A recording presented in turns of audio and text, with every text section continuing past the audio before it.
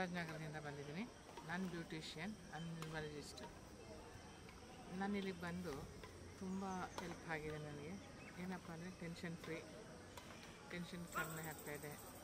ಮತ್ತು ನನಗೆ ಸಂಬಂಧದಲ್ಲಿ ತಾಯಿ ತಂದೆ ಸ್ಥಾನ ಇರಲಿಲ್ಲ, ಕಳ್ಕೊಂಡಿದ್ದೆ. ಅದು ಸಿಕ್ಕಿದೆ. ಅಣ್ಣ ತಮ್ಮಂದಿರಿರಲಿಲ್ಲ. ಅದರದ್ದು ಬೆಲೆ ಮಹತ್ವ ಏನು ಅನ್ನೋದು ಗೊತ್ತಾಗ್ತಾಯಿದೆ. ಮತ್ತು ನಮ್ಮಲ್ಲಿರುವಂಥ ನೆಗೆಟಿವ್ಸ್ನ ಫಸ್ಟ್ ತೆಗೆದಾಕ್ತಾ ಇದ್ದಾರೆ. ನೆಗೆಟಿವ್ಸ್ ಎಲ್ಲ ಹೋಗಿ ಪಾಸಿಟಿವ್ ಎನರ್ಜಿ ಇದೆ. ನಮಗೋಸ್ಕರ ನಾವು ಬದುಕಬೇಕು, ನಮಗೋಸ್ಕರ ನಾವು ಇರಬೇಕು ಅನ್ನೋದನ್ನ ಕಲಿಸ್ಕೊಟ್ಟಿದ್ದಾರೆ.